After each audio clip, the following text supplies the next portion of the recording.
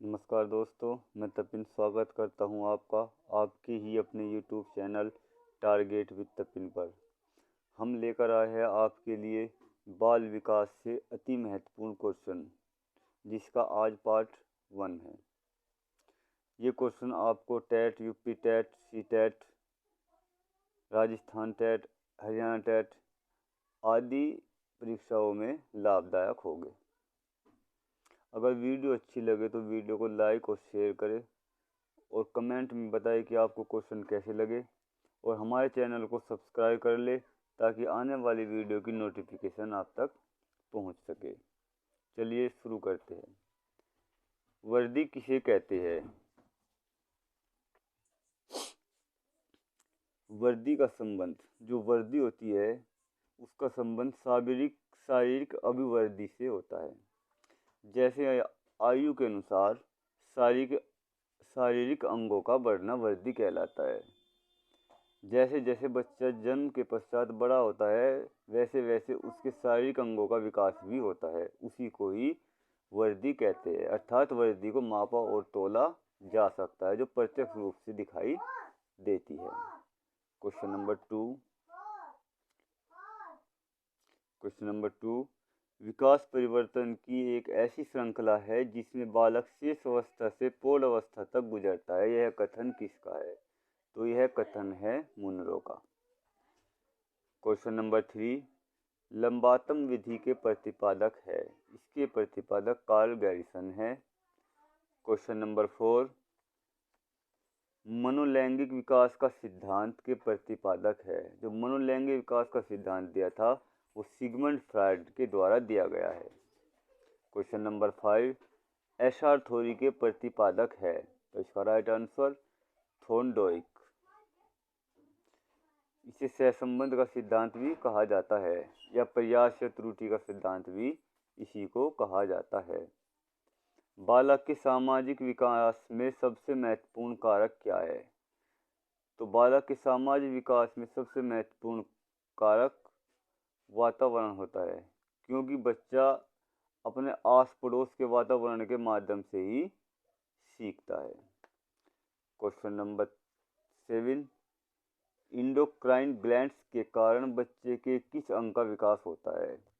तो इसके कारण मांसपेशियों का विकास होता है, और बच्चे के अंदर मांसपेशियों की जो संख्या होती है वो 639 होती है। क्वेश्चन नंबर 8, संज्ञानात्मक विकास के सिद्धांत के प्रतिपादक है।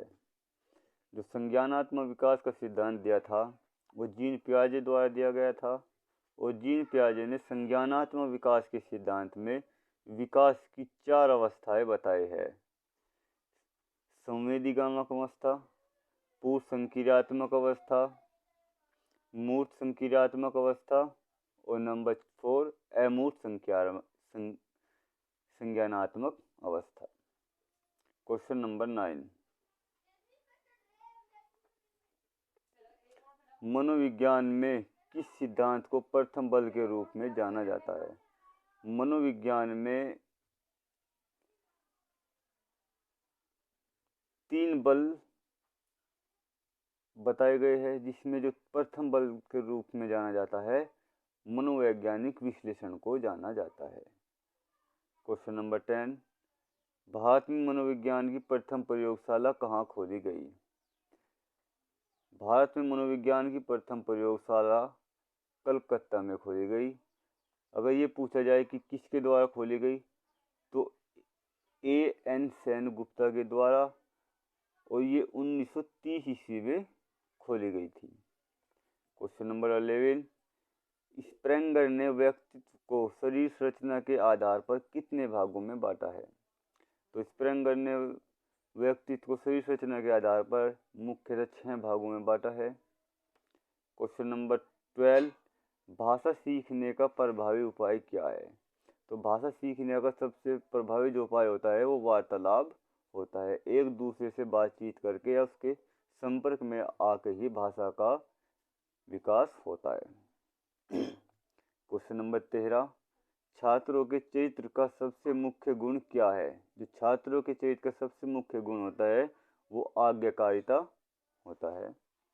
क्वेश्चन नंबर 14, बालक सर्वप्रथम कौन सी क्रिया सीखता है? जब बच्चा छोटा होता है तो वह सर्वप्रथम कौन सी क्रिया सीखता है?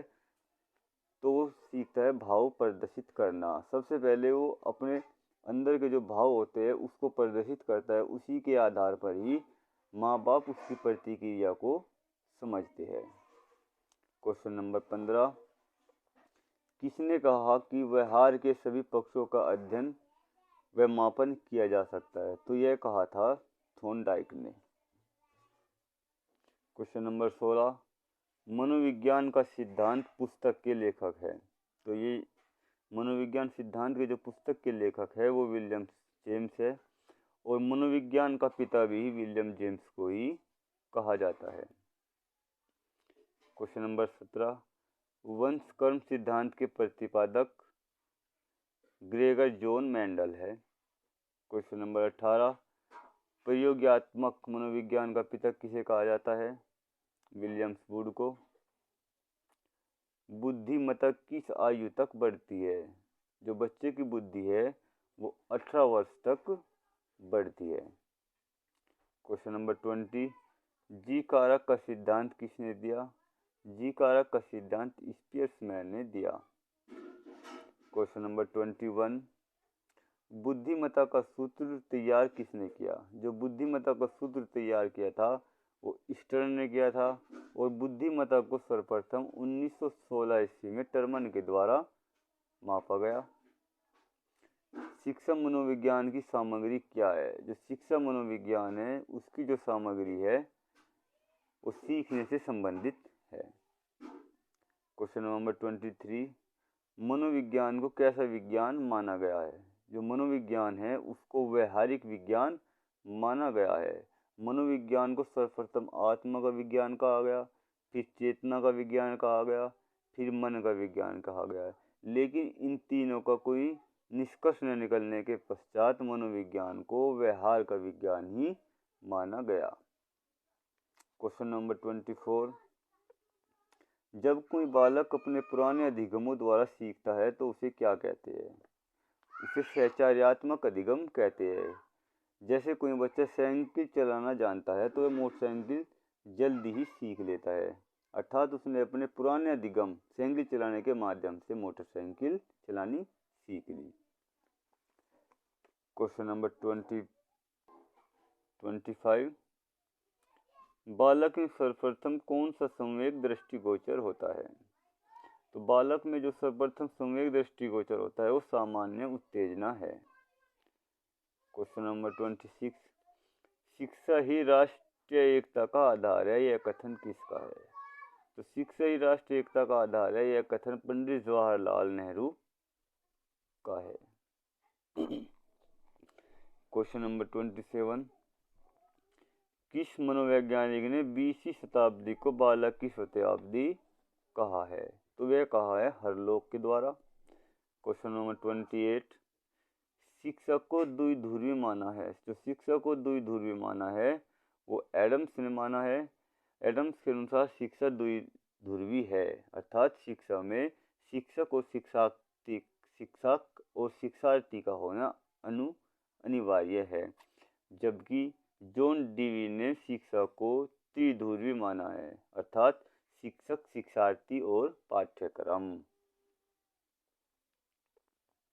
क्वेश्चन नंबर 29, एमिल पुस्तक के लेखक है? जो एमिल पुस्तक है उसके लेखक रूसो है, और एमिल पुस्तक के माध्यम से ही रूसो ने बताया है कि बच्चे का शारीरिक विकास किस प्रकार से होना चाहिए, उसकी शिक्षा कब होनी चाहिए, इत्यादि बातों का वर्णन रूसो ने एमिल पुस्तक के माध्यम से किया है। क्वेश्चन नंबर 30, शिशु के व्यवहार का आधार होता है? जो शिशु होता है, बच्चा होता है, उसके जो व्यवहार का आधार होता है वो अनुकरण होता है। क्यों? अनुकरण के माध्यम से ही बच्चा अपनी भाषा का विकास करता है, आदि डेवलपमेंट करता है।